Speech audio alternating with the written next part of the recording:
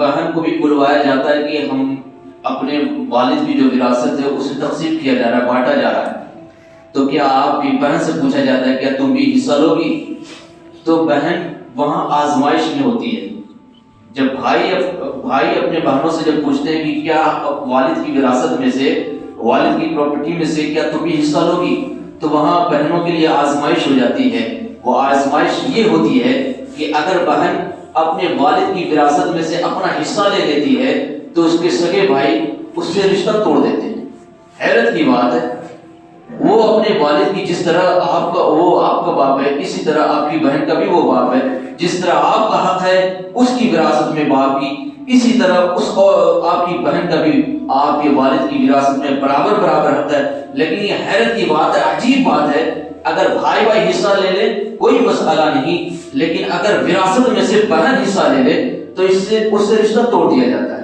حیرت کی بات ہے، کیوں رشتہ توڑ دیا جاتا ہے؟ اور اسی ڈر کی وجہ سے آپ بھی مشاہدہ کر لیجئے گا اپنے یہاں کا یا جہاں کا بھی، کہ جب بہنوں کا حصہ، جب وراثت تقسیم ہوتی ہے تو جب بہنوں کو بلایا جاتا ہے تو کتنی بہنیں ایسی ہیں صرف اسی خوف کی وجہ سے وہ حصہ لینے سے انکار کر دیتی ہیں کہ اگر میں نے اپنے والد کی وراثت میں سے اپنا حق لے لیا تو یہ میرا بھائی ہمیشہ کے لیے مجھے چھوڑ دے گا، یہاں میرے گھر آنے کے لیے ہمیشہ کے لیے پابندی لگ جائے گی. یہ کون سی بات ہے؟ یاد رکھیے، اگر اس خوف سے ہماری بہن ہمارا حق لینے سے کترا رہی ہے، اگر یہ اس کے دل میں یہ ہماری وجہ سے خوف ہے کہ اگر وہ اپنا حق لے لے تو ہم اس سے رشتہ توڑ دیں گے، تو قیامت آنے والی ہے. اور اس کے بعد دوسری بات یہ، اگر ہم نے اس کو اپنا حق دے دیا اور حق دینے کی وجہ سے رشتہ توڑ دیا تو رشتہ توڑنے والے کے لیے عزیزان گرامی بڑی سخت وعیدیں ہیں. اس کے حوالے سے گفتگو ہو چکی.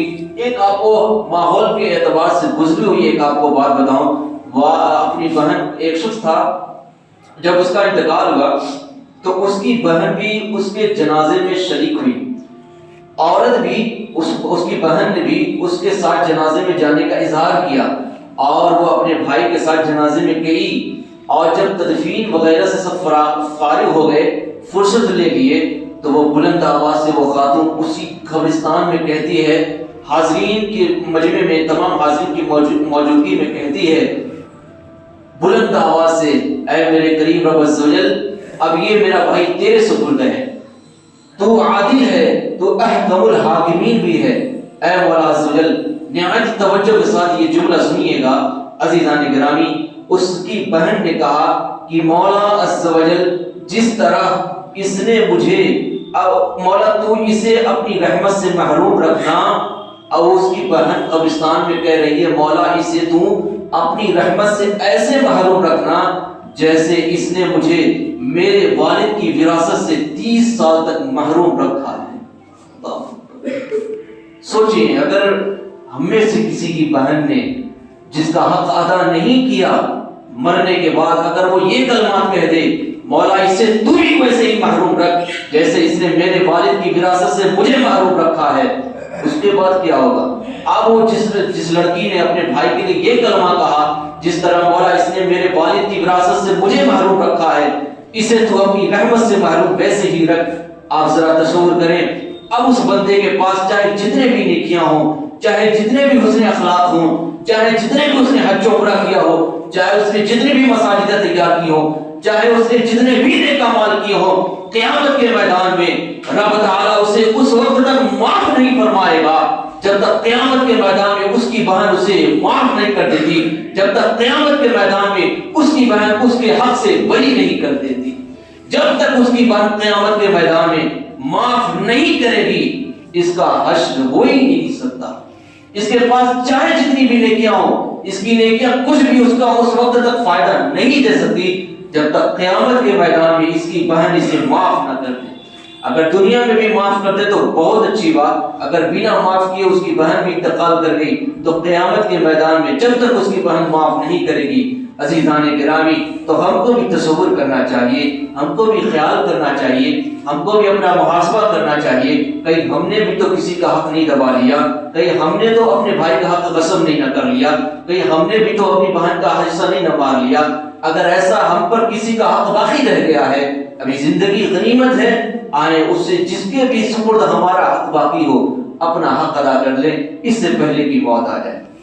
اس پر بھی بڑے کلام ہو سکتے ہیں، لیکن اس بات کو یہاں پہ روک کر دوسری بات کی طرف چلتے ہیں کہ دوست کیسا بنایا جائے، دوست ہو تو کیسا ہو۔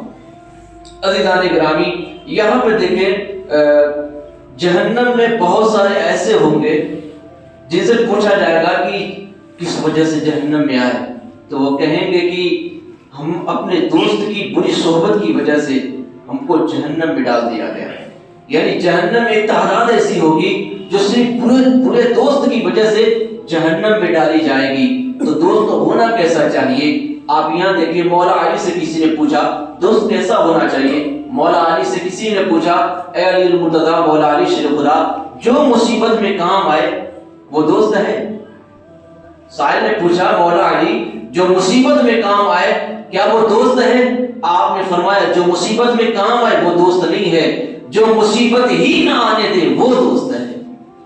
یہ دوست کا فلسفہ ہے، یہ دوست ہے جو مصیبت میں کام آئے وہ دوست نہیں، حقیقی دوست وہ ہے جو مصیبت ہی نہ آنے دے۔ عزیزان گرامی، اور دیکھیں ایک شخص ایسا تھا جس کی فین فالوئنگ بہت زیادہ تھی، بڑی کثیر تعداد میں اسے لوگ چاہنے والے تھے، ماننے والے تھے، سوشل میڈیا پہ اس کے پوسٹ کا لوگ انتظار کیا کرتے تھے، اس کی ہر پوسٹ پر ریاکشن اس کے فالوورز دیا کرتے تھے، بڑی ہی تعداد میں اس کے فالوورز تھے۔ اس نے ایک دن سوچا کہ یار میرے فالوورز اتنے زیادہ، اتنی کثیر تعداد میں ہیں، یہ مجھے چاہنے والے ہیں، یہ مجھے ماننے والے ہیں، یہ مجھے فالو کرنے والے ہیں، ذرا ان کا ٹیسٹ کرتے ہیں، یہ واقعی میں مجھ سے کتنی محبت کرتے ہیں، یہ واقعی میں مجھ سے کتنا پیار کرتے ہیں، یہ واقعی میں میرے دوست ہیں بھی یا نہیں۔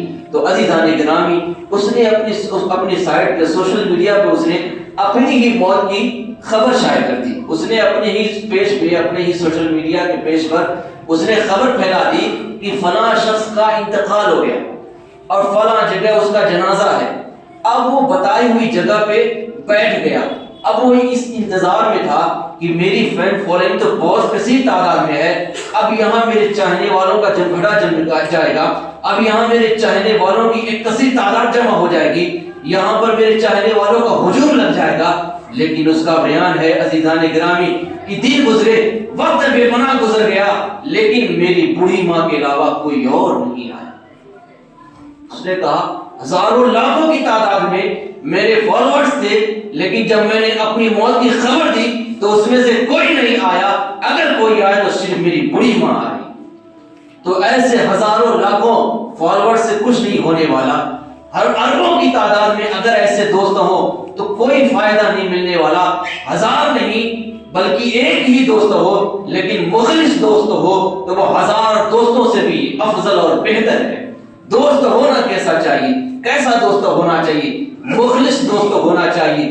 اس لیے دوستی، پہلے تو دوست ہم اسے بنائیں دینداری کو دیکھ کر، جس کے اخلاق اچھے ہوں، جس کے کردار اچھے ہوں، جو نماز کا پابند ہو، جو شریعت کا حق ادا کرنے والا ہو۔ میاں جو شریعت کا ہی حق ادا کرنے والا نہ ہو تو وہ بھلا دوست کا حق ادا کہاں سے کرے گا؟ اور یہاں پہ یہ بات بھی لے لیں، جب رشتے بھی تلاش کرنے ہوں، یہاں پر بھی یہی چیز ہم کو لڑکی میں بھی اور خاص کر لڑکے میں بھی یہی چیز دیکھنا چاہیے کہ اس کی زندگی شریعت کی دائرے میں رہ کر گزر رہی ہے کہ نہیں، شریعت مصطفی پہ اس کا کتنا عمل ہے۔ یار ذرا تصور کرے نا، جو بندہ رب تعالیٰ کا حق ادا نہ کرے معاذ اللہ، جو بندہ شریعت کا حق ادا نہ کرے، وہ کیا آپ کی بیٹی اور بہن کا حق ادا کر سکے گا؟ ہرگز نہیں۔ جو شریعت کا حق ادا کرنے والا ہے وہ ہماری بہن، ہماری بیٹی کا بھی حق برابر ادا کرے گا۔ تو عزیزان گرامی، مخلص دوست ہونا چاہیے۔ دوست تلاشنے میں ہم کو بہت زیادہ محتاط اور خبردار رہنا چاہیے۔ ہزاروں کی تعداد میں دوست بنانے سے کچھ بھی نہیں، ایک دوست ہو لیکن مخلص دوست ہونا چاہیے۔ تو ایک دوست ایسا تھا، اس نے اپنے ایک دوست کو فون کیا، اور جب اس نے اپنے دوست کو فون کیا، کہتا ہے بلا تمہید کے سلام کے بعد کہ میرے بھائی، میرے دوست، میری ماں کی طبیعت بہت زیادہ خراب ہے اور علاج کے لیے میرے پاس پیسے نہیں ہیں، مجھے وقتی طور پر مجھے چند روپیوں کی ضرورت ہے، اگر تم دے دیتے تو میری ماں کا علاج ہو جاتا۔ جب اس بندے کو فون کیا، اس کے دوست نے جب فون اٹھایا، جب یہ سب سنا تو اس نے کہا، دوسرے دوست نے، عصر کے بعد مجھ سے ملاقات کرو۔ اب جب عصر کا وقت ہو چکا، عصر کی نماز ہو چکی، تو اب اس بندے نے پھر جو ہے اپنے اسی دوست کو فون ملانا شروع کیا. اب جب وہ دوست فون ملا رہا ہے، فون کر رہا ہے، تو اس کا فون بند آ رہا ہے. اس دوست کا فون بند آ رہا ہے. جس دوست نے کہا تھا کہ اثر بات مجھ سے ملنا، تو ابھی یہ بندہ ضرورت مند بندہ جس کی ماں بیمار ہے، ماں کے علاج کے لیے پیسے کی ضرورت ہے، اب یہ بندہ اپنے اس دوست کو فون کر رہا ہے تو اس کا فون بند آ رہا ہے. اب اس یہ زاروں قطار آنکھیں لیتا ہوا اشکبار آنکھوں سے دل ٹوٹ گیا کہ میری ماں کے علاج کے لیے میرے اس دوست کا سہارا تھا، لیکن میرے دوست نے بھی انتظام کرنے سے شاید انکار کر دیا. وہ اپنے ٹوٹے ہوئے دل کو اپنی بھیگی ہوئی آنکھیں لے کر گھر کی طرف گیا کہ اب کیا ہوگا، میری ماں کے علاج کے لیے پیسے نہیں مل سکے. اب یہ ٹوٹے ہوئے دل کے ساتھ اشکبار آنکھوں کے ساتھ جب یہ گھر گیا، اور جب گھر گیا تو کیا دیکھتا ہے کہ اس کی ماں کے چہرے پہ مسکان جاری ہے، اس کے ماں کے چہرے پہ مسکراہٹ جاری ہے، اور ماں کے قریب میں دوا بھی موجود ہے. اور جب اس نے یہ دیکھا کہ میری ماں مسکرا بھی رہی ہے، ماں کے پاس میں دوا بھی موجود ہے، اب یہ حیران ہو کر پوچھتا ہے کہ آخر یہ دوا کہاں سے آئی، آخر یہ ماں کے چہرے پہ مسکراہٹ کیسی آئی. تو اس کے گھر سے جواب آیا، دراصل بات یہ ہے وہ آپ کا فلاں دوست ہے نا، اسی نے دوا لا کر دی ہے اور ماں کو کھلایا ہے. دوا کھانے کے بعد ماں کی طبیعت میں آرام آ چکا ہے، تو یہ آپ کے اسی دوست نے دوا لا کر رکھ دیا ہے. اب اس دوست نے جسے فون ملایا تھا اسی دوست نے دوا لا کر رکھ دی تھی، لیکن یہ اب پھر بھی روتا ہوا اپنے اس دوست کے پاس جاتا ہے. اور جب دوست کے پاس گیا تو روتے ہوئے اور اشکبار آنکھوں سے اپنے دوست کا شکریہ ادا کرتا ہے کہ میرے بھائی تیرا بہت شکریہ، تیری وجہ سے میری ماں کا علاج ہو گیا، میری ماں کی دوا کا انتظام ہو گیا. لیکن یہ بتا، تو نے مجھ سے کہا تھا کہ عصر بعد ملاقات کرنا، میں تمہیں عصر بعد فون کر رہا ہوں، تمہارا فون بند کیوں ہے؟ ابھی جس بات پہ لانا تھا، دوست ایک ہو لیکن مخلص ہونا چاہیے. دوست وہ ہو جو ہر ضرورت پہ لبیک کہتا ہوا نظر آئے. دوست وہ نہیں جسے آپ اپنی پریشانی سنائیں الٹا وہ اپنی پریشانی سنانے لگے، وہ دوست نہیں. دوست ایک ہو لیکن میاں مخلص ہونا چاہیے. اب اس دوسرے دوست نے کہا، جب تو نے مجھے فون کیا کہ میری ماں کی طبیعت خراب ہے، اس کے علاج کے لیے پیسے کی ضرورت ہے، میرے بھائی اس وقت میرے پاس بھی پیسے نہیں تھے، لیکن میں نے تجھ سے یہ نہیں کہا کہ میرے پاس پیسے نہیں ہیں، میرا موبائل اس لیے بند آ رہا ہے، تیری ماں کے علاج کے لیے میں نے اپنا موبائل بیچ دیا. یہ دوست ہے، یہ قربانی. بھائی اس دوست کی ماں کے علاج کے لیے اس دوست نے اپنی موبائل کو فروخت کر کے اسی پیسے سے اپنے دوست کی ماں کی دوا لائی. دوست ایسا ہونا چاہیے، ایک ہو لیکن مخلص دوست ہونا چاہیے. عزیزان گرامی، اور دوست تو وہ ہے کہ اگر برائی کی طرف ہم چاہیں تو وہ ہمارا ہاتھ پکڑ لے، یار یہاں کیا کہاں جا رہا ہے، وہ برائی سے روکے، نیکیوں کی طرف راغب کرے. دوست وہ ہے جو خود بھی نماز پڑھے اور اپنے دوست کا ہاتھ پکڑ کر خود مسجد میں لے کر آئے. میں اکیلا تھوڑی جنت میں جاؤں گا، جیسے دنیا میں تم میرے ساتھ ہے اور جنت میں بھی ہم ساتھ ہوں گے. تو عزیزان گرامی، اس طرح کے ہمیں دوست تراشنے چاہیے. سینکڑوں کی تعداد میں دوست ہیں، اس سے کوئی سروکار نہیں. اور تیسری بات دیکھیں، ایک دوست آیا، وہ لندن سے پڑھائی کرنے کے بعد، وہ اپنی بات بیان کرتا ہے اپنے ایک دوست سے جو لندن سے پڑھائی کرنے کے بعد آیا. وہ کہتا ہے ایک دن میں اپنے گھر میں بیٹھا ہوا تھا، میری ماں نے کہا کہ بیٹا وہ جو فلاں گھر میں جو ہے وہ جو عورت رہتی ہے نا، اس سے تھوڑا سا نمک لے کر آؤ. یہ بھی توجہ کے ساتھ سنیے گا. اب وہ جو لندن سے پڑھ کر آیا جوان شخص تھا، اب وہ حیرت سے کہتا ہے کہ ماں اللہ تعالیٰ نے اتنی دولتوں سے نوازا ہے اور میں اس غریب کے گھر جاؤں نمک مانگنے کے لیے؟ ماں یہ مجھ سے نہیں ہوگا. لیکن ماں نے اصرار کیا، بیٹا جاؤ اس کے یہاں مانگ کر لاؤ، تو جاؤ تو تم. اب اس نے کہا کہ میں منہ بگاڑتا ہوا اور بالکل جو ہے کہ تکلیف کے ساتھ میں جا رہا تھا کہ ماں یہ کیا مجھ سے کروا رہی ہے، میں لندن سے پڑھ کر آیا اور رب تعالیٰ نے اتنا عطا کیا ہے، اس کے باوجود بھی ایک نمک کے لیے میں اس غریب کے گھر جاؤں مانگنے، یہ مجھے شرم اور آر آ رہی ہے. بہرحال اس نے کہا، ماں نے جب اصرار کیا تو میں اس غریب کے گھر گیا، اور جب میں نے دستک دی تو اس کے بعد اندر سے آواز آئی، جی کون ہے؟ تو کہا کہ میں فلاں عورت کا بیٹا ہوں، آپ کا پڑوسی ہوں. میری ماں نے تھوڑے سے نمک کا مطالبہ کیا ہے، تھوڑا سا نمک چاہیے. تو اس عورت نے کٹوری میں نمک لا کر کہتا ہے وہ جوان کی مجھے دیا، اور اس غریب عورت نے جس کا مکان بھی کچا تھا، اس غریب عورت نے کہا، بیٹا ماں سے کہنا اور بھی کسی چیز کی ضرورت ہو تو وہ بالکل بلا جھجک میرے گھر پہ بھیج دے، کوئی ضرورت ہو تو میں بالکل دینے کے لیے تیار ہوں۔ اب جب یہ جوان آیا گھر کو، اپنی ماں کو نمک دیتا ہے، اب اس نے اپنی ماں سے کہا ماں یہ بتاؤ ہمارے پاس نمک موجود ہے، رب تعالیٰ کا عطا کی ہوئی نعمت موجود ہے، اس کے باوجود بھی آپ نے اس غریب کے گھر مجھے کیوں بھیجا نمک لینے کے لیے؟ اب یہاں پہ ذرا تصور کیجیے اولاد کی تربیت بھی، اب پڑوسیوں کے ساتھ ہمارا رویہ کیسا ہونا چاہیے، خاص کر غریب پڑوسی کے ساتھ، غریب رشتہ دار کے ساتھ کیسا رویہ ہونا چاہیے۔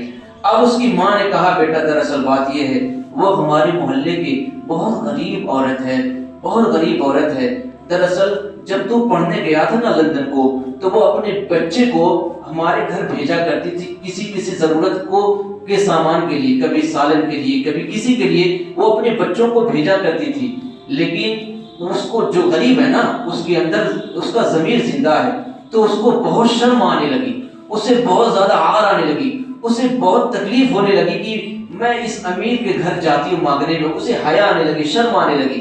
تو بیٹا میں نے سوچا رب تعالیٰ نے اتنا عطا کیا ہے، اس غریب کو ضرورت ہے لیکن وہ مانگنے میں ہچکچاہٹ محسوس کر رہی ہے، تو میں نے سوچا کیوں نہ میں اس کے لیول میں آ جاؤں، کیوں نہ میں اس کی نظروں میں اس کے برابر ہو جاؤں۔ اس کی نظروں میں تو ابھی میں بہت پیسے والی ہوں، بڑے منصب والی ہوں، بڑے بیٹے کی اور بڑے شوہر کی بیوی ہوں، ماں ہوں، تو کیوں نہ میں اس کے لیول میں آ جاؤں۔ تو بیٹا جب وہ میرے گھر مانگنے میں ہچکچاہٹ کر رہی تھی نا تو ایک دن میں جو ہے اس کے گھر گئی نمک مانگنے کے لیے۔ اب اس کے دل میں برابر ہو گئی، کیوں؟ اب اس کے دل میں اس کا حوصلہ مضبوط ہو گیا، یار اتنے بڑے گھر کی عورت ہونے کے باوجود بھی مجھ غریب کے گھر آئی ہے مانگنے کے لیے۔ اب اس کی ماں نے جواب دیا بیٹا اب اس غریب عورت کا حوصلہ وہاں سے بڑھ گیا، اب وہ بلا جھجک میرے گھر مانگ لیتی ہے جو اس کی ضرورت کی چیزیں ہوتی ہے، اور میں بھی مجھے ضرورت ہوتی نہیں ہے لیکن موقع پر میں خود بھی جاتی ہوں لینے کے لیے، آج تو تجھے بھیج دیا۔ تو عزیزان گرامی غریب پڑوسیوں کے ساتھ ہمیں بھی ایسا خیال کرنا چاہیے، ہمارے بھی محلے میں ہمارے رشتہ دار میں بہت ایسے زندہ ضمیر غریب مسلمان ہیں جو کہنے کے لیے ہچکچاہٹ محسوس کرتے ہیں، تو ہمیں ان کا خود سے خیال کرنا چاہیے۔ اللہ رب العزت تمام کہی جانے والی باتوں پہ عمل کی توفیق عطا فرمائے۔ اور ایک ضروری بات کہنا یہ چاہوں گا کہ نماز کی حالت میں یہ ناک دب کر یہ جو ہڈی ہے نا ناک پہ، آپ سب کی یہاں ہڈی ہے، یہ جو ہڈی ہے اور یہ پیشانی اور یہ ہڈی دونوں زمین پہ لگنا چاہیے، دونوں زمین پہ لگنا چاہیے۔ اس ہڈی کا زمین پہ لگنا جمنا واجب ہے، اگر یہ ہڈی زمین پہ نہیں لگی تو واجب چھوٹ گیا، واجب چھوٹ جانے سے مکروہ تحریمی ہو جائے گی نماز۔ مکروہ تحریمی اسے کہتے ہیں کہ واجب الاعادہ ہو جائے گی، یعنی جس نماز میں یہ ہڈی زمین پر نہیں لگی اس نماز کو دہرانا واجب ہو جائے گا، ضروری ہو جائے گا۔ اب حاصل کلام یہ کہ یہاں پہ جو فوم بچھا ہوا ہے اس کے اندر بھی قالین بچھی ہوئی ہے، تو ایک دن جب میں نے پڑھا تو یہاں یہ ہڈی اس پہ جمتی نہیں ہے، تو واجب ترک ہو رہا ہے اس پہ نماز پڑھنے سے، تو لہٰذا اس کو ہٹا دیا جائے، اور نماز پڑھنا کمال ہے، نماز کو بچانا اس سے بھی بڑا کمال ہے، تو اس پہ نماز ضائع ہو رہی ہے، اور لہٰذا اس کو ہٹا دیا جائے، یا تو صرف فوم رہے یا تو صرف قالین رہے، ایک چیز رہے تاکہ یہ ہڈی جم سکے۔ اور یہ بھی کہنا چاہوں گا بہت سارے احباب یہ ہوتے ہیں ارے ہٹا مولویوں کا تو کام ہے کہنا، شریعت کے معاملے میں ہمیشہ سنجیدہ رہیں، ہمیشہ سیریس رہیں، کبھی بھی شریعت کی بات کو مذاق اڑا کر نظر انداز نہیں کریں، تو اس کو کوشش کیجیے ہٹائیں۔ اور یہ بھی ایک حدیث پاک کا مفہوم سن لیجیے، وہ دیوس ہے جو برائی کو دیکھے، جو خلاف شرع کام کو دیکھے، روکنے کی طاقت رکھتا ہو لیکن نہ روکے۔ آپ بھی جان چکے ہیں اب اس مسئلے کو، آپ کو بھی ذمہ داری ہے کہ اس کو ہٹانے کی کوشش کریں۔ بالخصوص میں تو نہیں جانتا لیکن کہنا چاہوں گا کہ جو ذمہ دار ہیں ان کو بھرپور کوشش کرنی چاہیے کہ یہ ہٹا دے فوم یا قالین، نہیں تو تمام لوگوں کے وبال، گناہوں کا وبال ذمہ دار کے سر پر بھی جائے گا، اور جو جاننے کے باوجود بھی اس پہ پڑے گا اس کے بھی۔ تو اللہ رب العزت شریعت مصطفی پہ عمل کی توفیق عطا فرمائے۔